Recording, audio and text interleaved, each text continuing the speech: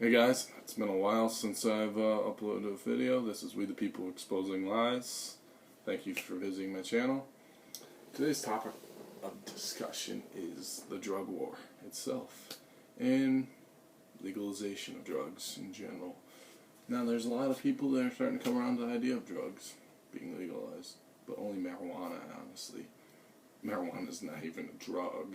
I mean, I guess you could classify it as one, but a drug that causes no harm. There's many people that are starting to wake up to the fact that you shouldn't put people in jail for drugs. I mean, there's a minority of us for that. And marijuana, a lot of people they just don't care, which I guess that's good. That's the first step, is marijuana legalization. Colorado, Washington, D.C., Washington, all have it legalized. And then medical marijuana in many states, Michigan, Colorado had it for a while. Lots of states, my home state of Michigan. But it's the fact that the drug war has created so many deaths just because of the black market and the crime that's created from it. Look at the cartels down in Mexico and how many people die a year as a result of cartel deaths through corrupt politicians, corrupt police, just full corruption because a result of the drug war. And then Fast and Furious pumping guns, shipping guns across the border for Mexicans to use, and of course coming over to the U.S. in the process, and many people dying in the process because of the drug war. Now, I'm not talking about just marijuana legalization. I'm talking about every single drug. Heroin.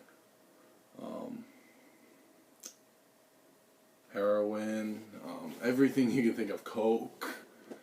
Ecstasy. Everything. LSD. Shrooms. Whichever drugs. Schedule 1 drugs, Schedule 2, whichever.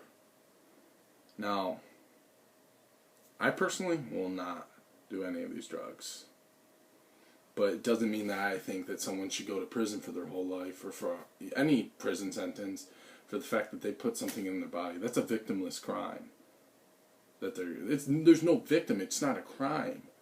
They're putting something in their body. How come after someone gets out of the hospital, oh, morphine. Oh, people get addicted to morphine all the time. Guess what they go on to?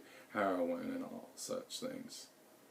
So it's a legal drug that gets them going on to these illegal drugs.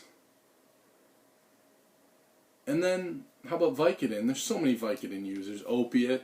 Everyone starts out on the Vicodin, and then they move up. And then they end up getting into bad batches, and then they'll overdose and die. Okay? That's their choice to get into the drug. But it's the fact that the ironic part is that they start with a legal drug to help their pain, and then they move into an illegal drug. What the state says is, imagine this, legalize all drugs. Yes, legalize all drugs. It's not my right to tell you what to do with the drugs. If you want to do that, then do that. That's you harming yourself. And it's just, so many people go to prison, especially for marijuana. Really, it's a plant. And there's so many health benefits to it, medical benefits.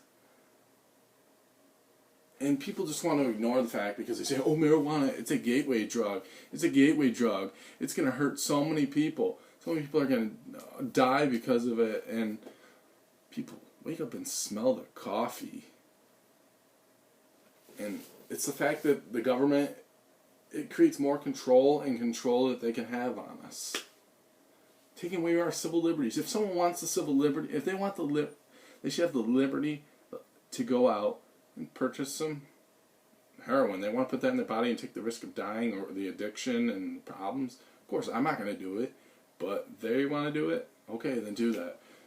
So before Prohibition, here's an example of alcohol. In the 1900s, crime was at a minimal in our country. But as soon as they as soon as Prohibition for alcohol started, crime more than doubled. And then in the height of it, and when they brought it out and they